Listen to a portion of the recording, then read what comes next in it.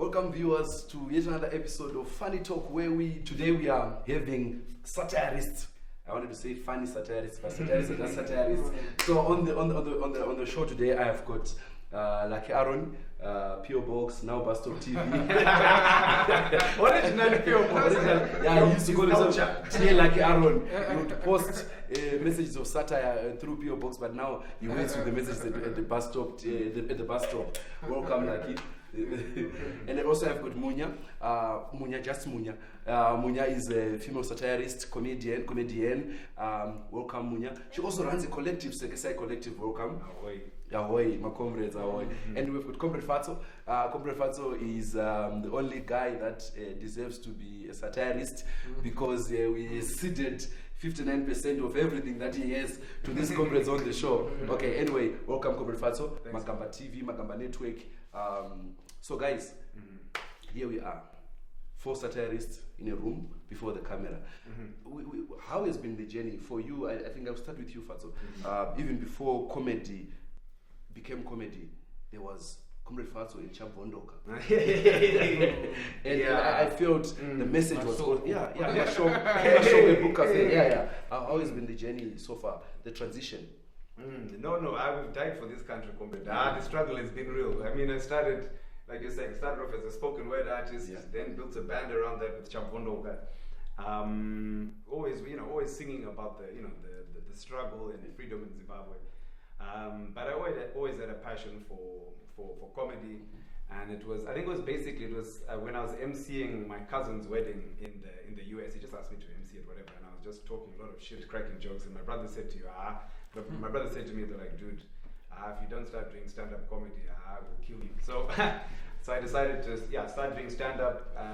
We used to run the Bang Bang Comedy Club.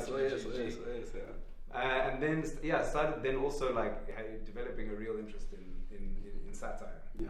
So it was back in 2011 when we started Zim's first political satire show, Zambezi News. And that was a fluke also, because a friend of ours who was working at the Zim International Film Festival came and said to me, an outspoken, can you guys do a funny news show for us for the closing night? Come and perform some funny news thing. And we said, that sounds great, but we're supposed to be touring with my band in Denmark at the time.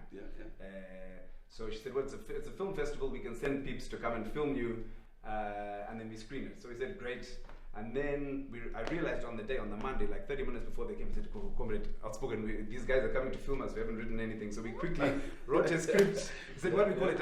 It would be fake ZBC, so Zambezi News. Okay, so we shot it, went off on tour, came back, and then we heard back from the peeps at ZIF. They were like, hey, we screened it on the final day. It was a real hit. And so we said, all right, we're onto something. And so we did our first season of Zambezi News, which we distributed across the country on DVDs. Because our social media, it wasn't a thing. It wasn't a thing. I remember that very well. I mean, even when Bang Bang came through, Bang Bang was the political stage. I remember even when I was writing jokes, I would write jokes for Bang Bang. I'm gonna go hard in politics.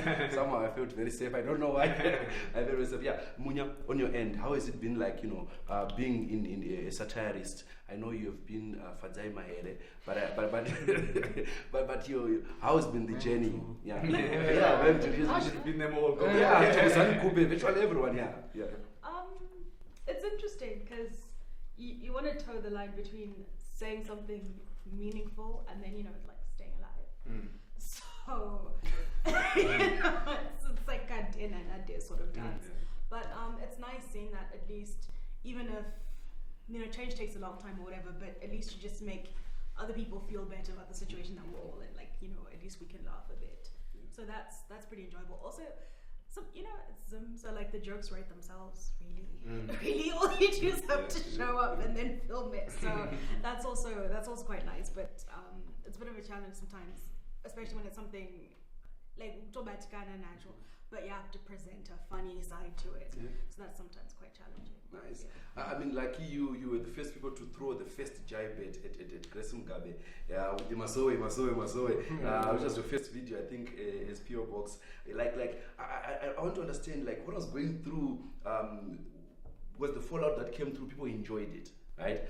Did that give you the motive to say, we're gonna do it some more? What is the feeling like after it came out? You remember the skit, Masowe?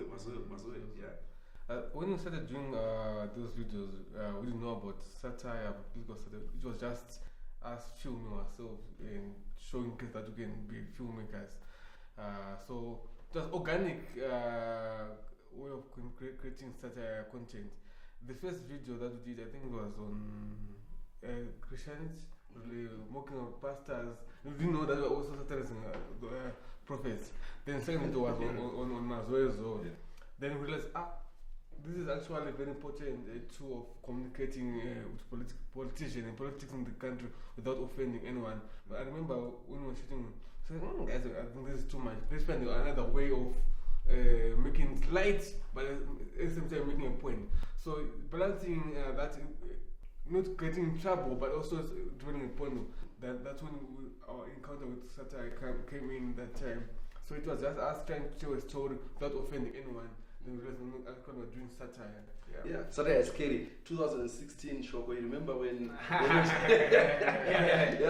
Since that time, we didn't book Doc Fikela ever again. It wasn't personal, it was just a survival So yeah, exactly. It was the 2016 edition when Doc was performing that comedy night. And it was a very hot comedy night. We had Zambezi News. We had Gonyet doing some very fine stuff. I think she was even impersonating Grace at the time. And then Doc did his joke saying, as Zimbabweans, we're not ready to have our own currency because we don't have a dead president to put on it yet. And we were opposite ZANU-PF headquarters. Was opposite ZANU-PF headquarters. And then we got where the police were now coming. So they came to the entrance. We had to get Gonyet out of the stadium. And actually the following year, 2017, the police were even saying, maybe Shoko, we're not giving you clearance. You're threatening to kill the president. So sometimes satire it's made as a joke, but other comrades take it personally. Share your experiences, Munyami. No, I have nothing. Nothing like this. Absolutely nothing. Munya was just happy she wasn't there that evening, Yeah, it was crazy because I think they then called me. I think the following week I went to the what do they call the place? Central. Yeah, not Central, by Makombe there, where the censorship board. Censorship board, they called me, and then I got to this meeting, there were these big bullies, you're very funny. I don't know, we were there at Katsime's show. What got over you? I was like, what did I do? No, those jokes, you went too far. So, I mean, then we had a discussion, then I paid for a certificate, so then it was now legal for me to make fun of the president. So I could. So now, I mean, we have had skirmishes with the law. We have had, all of us, and I feel. Did any one of you guys feel at one time that I'm stopping now because it was getting too far, or like you on your end? I mean, recently you guys they've made it now. They're now being reported on in the Zambian Central Committee reports. And these pro-opposition for us, I mean, always, I think we always get these threats. At first, now we know that it happened. But at first, it was very difficult for us to stop. Because we didn't know who was going to attack us.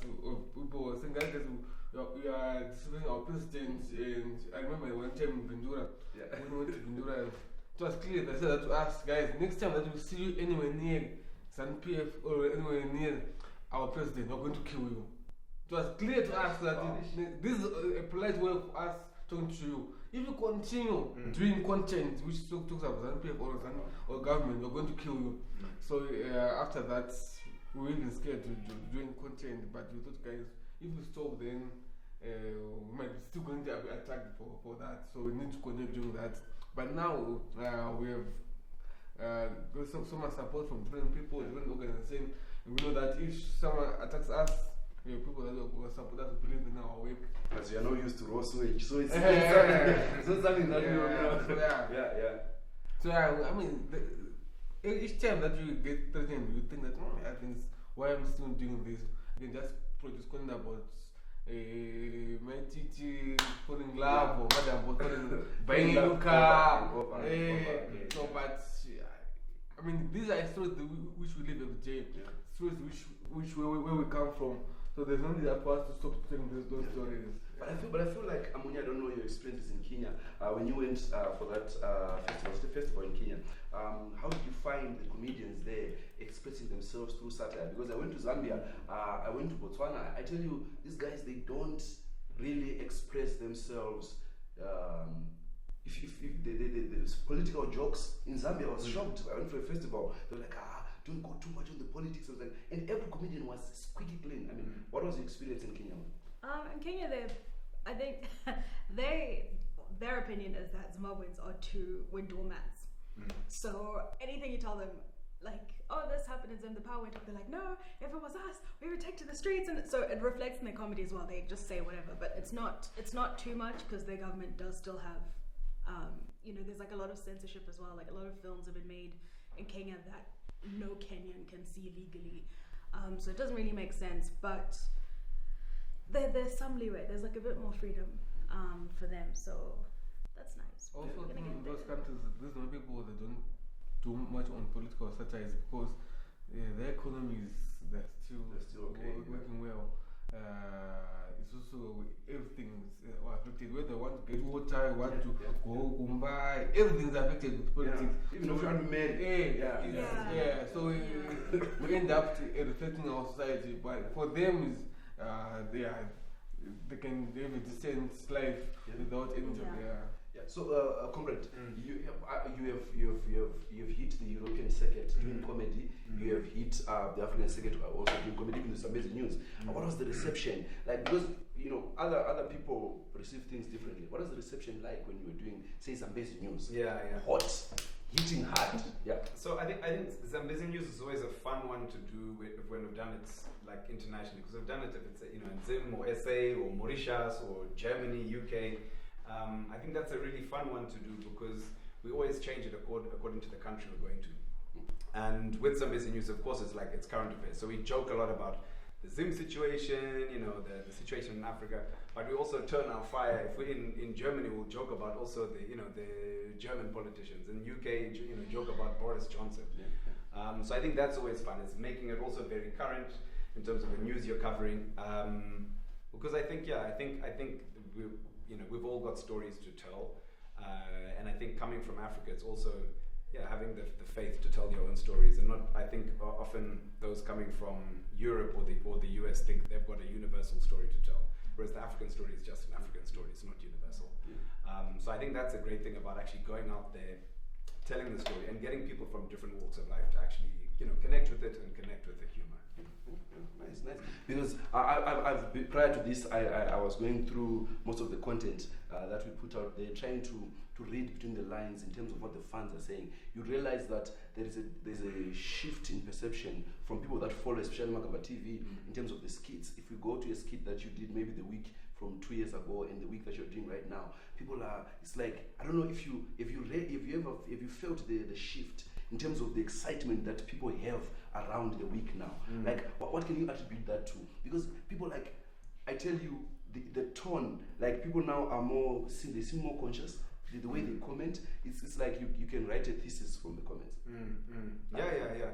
What would you attribute that to? I don't know, like, if you, like, looking at the weekend, the way that it's being output right now is a satirical piece. It's really, I don't know how to say. I think for us, for the week founding that's why I'm I think Mugabe was a monster. It was difficult to talk about Mugabe. And that time when we started, people saying that guys, you die, stop this. And also for us to the fact that we use mainly female comedians leading the show, it makes it very comfortable for every audience to participate. Because during the Mugabe time, it was very difficult for anyone to comment anything on politics. Now we have female comedians leading a show, leading the conversation around politics, and make people comfortable around political issues. But still, it's still difficult for most people to participate. But now it's getting much better and better every day. So I think it's also now people they see good. There are so many people now. They Makamba TV, Bastop TV. Many so other outfits,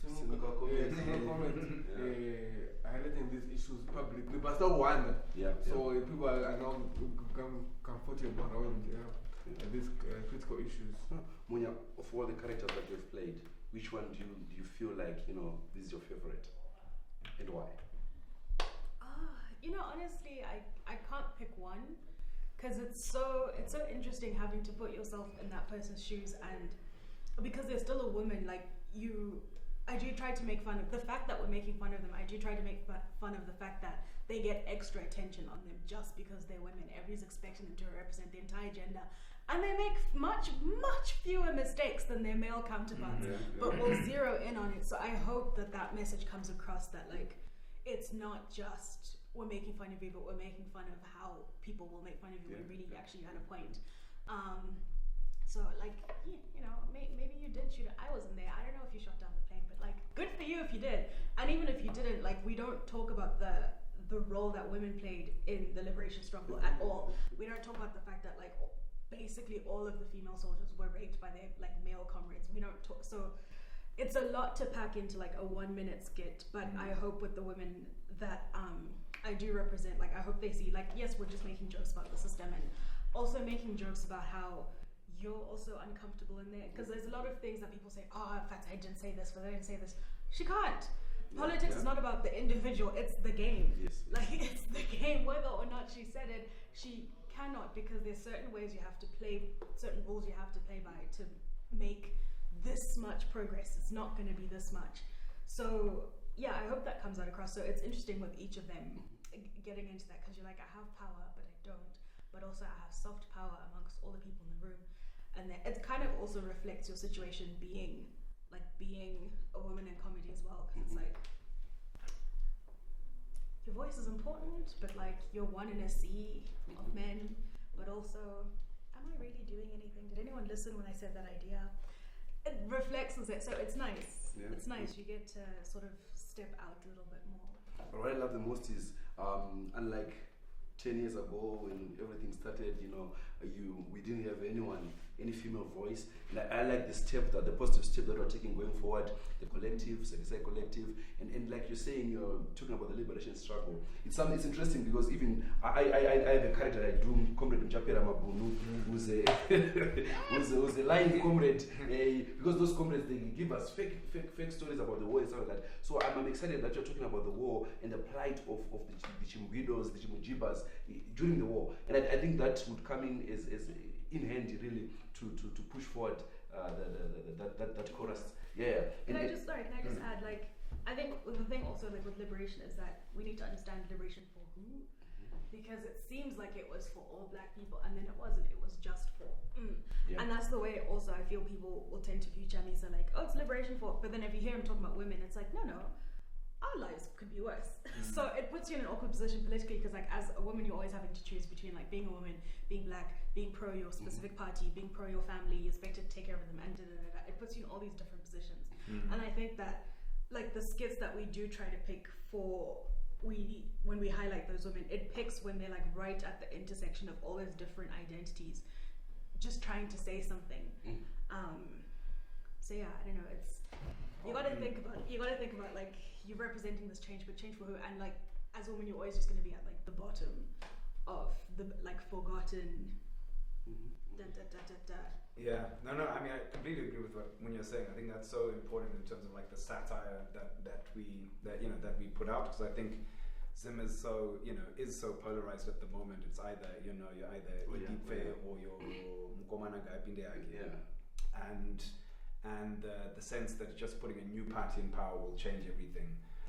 I think that's also something we have to struggle against. It's not just a struggle that we're in to change governments. I think it's to revolutionize the day-to-day power relations, not just changing who's in power.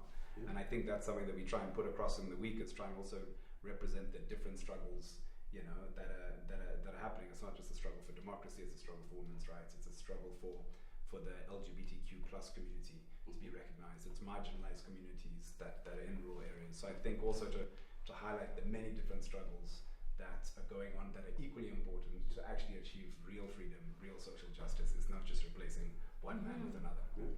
So I know, Comrade, now you are now during the week. but we know you for wearing different hats. Like looking at the skits that you've done, which character would you say you miss the most? Suspense. I don't think I got sixpence. I don't think I will do sixpence. Yeah, I know. If what I know is, yeah, I know. I think I would. Yeah. I think I don't know. In terms of like a character, Being daring, we are being comedians, you know, daring to dare. Yeah. I don't know. Maybe. I think with Zambezi News, really enjoyed the Even More Little Swaggery Boys. Like I think those guys as the fake wannabe hip hop stars. Yeah. I think we had a lot of fun, and also also doing that with with our Outspoken and Dixon Upmost. I think it was a lot of fun, not just playing those parts, but then also like coming up with the songs, recording the songs, doing those cheesy music videos. I think that was I think it probably was my favorite character to be.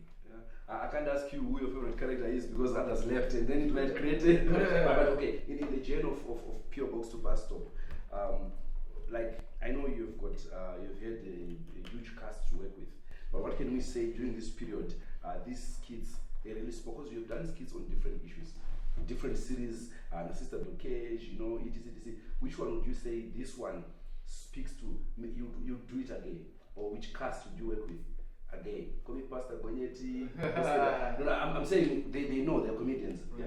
I think I enjoyed mainly the lockdown series that we did because it was current and it was telling real struggles people were going through. The reason why I enjoyed that was at the same time we were going around the country shooting people who were being affected by lockdown and their experience. And what we were doing in that series, that was exactly what people were reflecting in communities.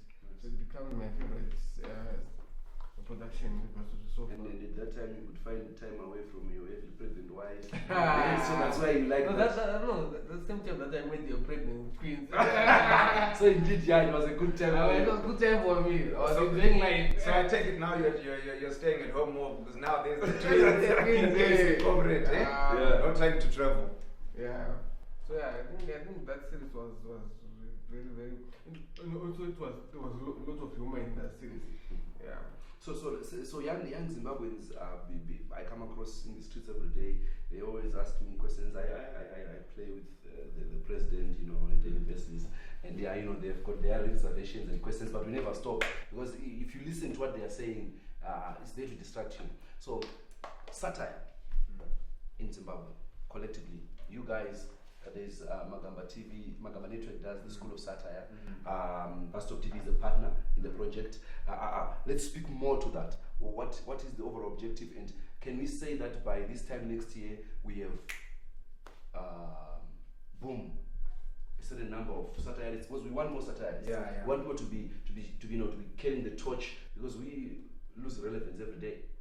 Maybe the president leaves office and then we need a new president.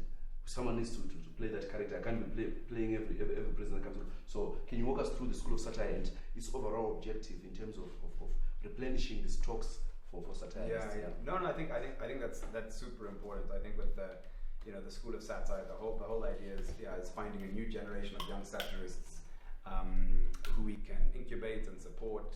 And so the idea is that with each School of Satire we do like two or three groups get some startup capital to do a season. So we've been I think collectively we've been promoting quite a few that have come through, and then we just launched the School of Satire in Zambia. So the Magamba TV team went out there, also to support like 3 new satirical outfits there. So I think it's definitely something that's working here in Zim to kind of find new talent. And the great thing is then seeing the ability for it to spread wings and take it to other countries. So now the comrades running it in Zambia. That'll be Pilato, who's the most well-known satirist that side. So they're going to run with it. So I think it's definitely moving forward. There, I think Lucky will also agree. There's a lot of promising new voices, and I think the great thing with the School of Satire is we end up most times having a 50-50 balance. That could be maybe 30 young satirists coming through, 15 young women, 15 young men. So there are a lot of great ideas. I think the thing is, just making sure you can help mentor, you can give them maybe that initial production support to produce that first season.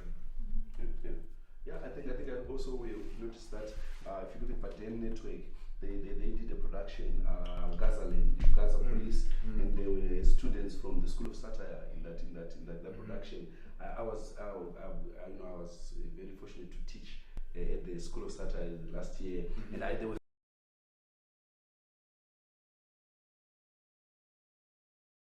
get to grow under a certain wing, and then when they blow over, they become big names. And Sekesai, as a collective, I know you've been doing shows of late. So in terms of what you were talking about earlier, satirists, female satirists, is this something that in the near future, we can anticipate more of that? Because you know how it is, like when if I go out there and say, ladies, come here, it's easier for her to say, okay, girls, let's do this. So what does the Sekesai collective has for us, in store for us, in as much as that is concerned? Yeah, well, the collective focuses on women and queer people in comedy, and if anybody wants to do political satire, they can, but we're not focused on political satire. And I think that that's okay because, like I said before, we're fighting our own struggles that nobody else cares. Literally nobody else cares about. The only time they mention feminists is to bash us and say, you're not doing enough for Mary Chiwenga. Like, study, we've also got Jumera Tuneza and all. So that's our site, that intersection is our site of like battle and trying to, activate for change. Because the same thing I had about the liberation struggle, and like we don't really get to talk about the female heroes. Like none of our streets are named after women. But like, if you look at the pictures, we were there. So which version of history is it? So that's our main battle. Like, so you guys can take that one there, and then we're like in-house. And I think we really need black men to just stand with us, because we can't stand together against white people and then you go home and then now we're fighting each other. It just doesn't make sense, and you just bear so much of the burden that no one else cares about. So that's our focus. So I definitely do focus a lot of satire on like just gender relations, and like homophobia and transphobia and stuff like that, because it doesn't make sense. And for me, what's particularly important, and I think things that oppress women especially, is religion in the name of empowerment and just any kinds of rights. So if somebody will tell you, oh, you dress like a slut, you dress like a hore, you're supposed to cover up in your culture. Whose culture? Because I'm not a Christian. So it's not my culture to be wearing a tzigandi. So when we say this, like, and the battleground on which that is fought is for women, because why aren't men then dressed in like priests' robes and habits?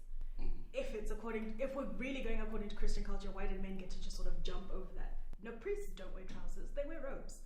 Pastors, like if you go to the Vatican, everybody's in robes. So why is it just the women who are expected to be, why are you not having the collar? Why are you not being held to the responsibilities that you claim you're supposed to be held to? But like, oh, I'm the man of the house, I have to work, but like I work too, so now what? So that's our kind of focus, and political satire is welcome, and I think change, advocating for like just some kind of difference here, it'll cascade to some kind of difference there. Things like, no matter what Thokozani Bube says, it's not okay to slap her. It's not okay. You shouldn't be slapping anybody, and like it just imagine if somebody else, if a man had been slapped, that story would not have died down so quickly. It would not, but it was her. It's just like it's okay to hit women. People think, to keep her in line every few days. So I think, as people say, like whether you call it activism or whether you just call it trying to make a little difference in like your piece of the world, different people have different roles to play, and that's okay. So if we're in this corner, somebody else is taking that corner of the stage, and somebody else is on that soapbox and that podium. So that's what we're about. But no, I mean, very interesting. The kind of satire directed at issues that are different from what people are used to. Because every day people would think, if you talk of satire, they think, no, you want to change governments. They don't know that you can use satire for so many different issues. Because people think it's a personal thing about the government, or it's like it's not a personal thing at all. It's, as a nation, our social consciousness just needs to change. It needs to change, because especially now that we've got so much trickle down corruption and like just general like war, just trickles down. If people don't have jobs, people lying idle, and now they're on drugs, and there's nothing to do. Like the meth problem is Africa-wide for sure, but like I've genuinely, if we didn't have so much employment and like youths just lying around with nothing to do, it might not even be as big a problem as it would have been if people are occupied and not feeling like they're cursed to have been born in this country where they don't matter or something like that. And if everybody from government offices to even just anything, like what is this? You wait in queue, like you wait in line for a queue and then you buy your place in queue from someone else. That's not a real system. And if it trickles down, so it doesn't matter who's up there on the pedestal wearing the scarf, wearing that, it doesn't matter, because if we're all thinking this way, no one's going to get anywhere. And it's kind of like that saying, it was something that anybody could have done, but each person thought, well, someone else is going to do it, and in the end nobody did it. So you just end up with nothing. If it was a soup we all could have made by like contributing our little part, now we end up with nothing. And for what? Because we were so focused on making it a personal attack, and it's not personal at all. It's just, can we please care about each other a little bit more? A little bit more indeed. A wise man once told me that whenever you hear a conversation that starts with "in our culture, run," some oppression is coming. Yeah. So guys, I think we are about to wrap up this segment of the show. I want to ask about influences. Like, we have our influences. Like, who might have influenced you? You know, obviously when you started doing comedy or satire, yes, you're like, I want to do this. But obviously there are certain people that you've seen and you say, they've influenced the way I think, or the way I do stuff, or the way that collectively you have started doing stuff. I don't know. Yeah. Influences. No, I think for me, like, my influences are quite diverse. Like, I think artistic influences range from everyone from like Fela Kuti to Dambuzo Marechera to Thomas Mafumo. I think artistically, definitely. I think in terms of like more on the satire side of things, maybe it was like Jon Stewart with the Daily Show, who was like a very early like pioneer in that. And that's definitely a kind of energy that I wanted to bring to the week. Was something like a weekly wrap up of the news, and I think the Daily Show under Jon Stewart, now under Trevor Noah, does it really well. I'm talking about Jon Stewart. I was my early influence was Loyiso Gola. The first time I ever saw a sketch news show was Late Night News. Yeah. The first time watching on TV a comedian. Wow! I was really inspired. Then I got to watch Jon Stewart well after when Trevor Noah, the rumors saying Trevor Noah, and I said, let me get. But he was really good. Yeah. Comrade, who can we say in your quest,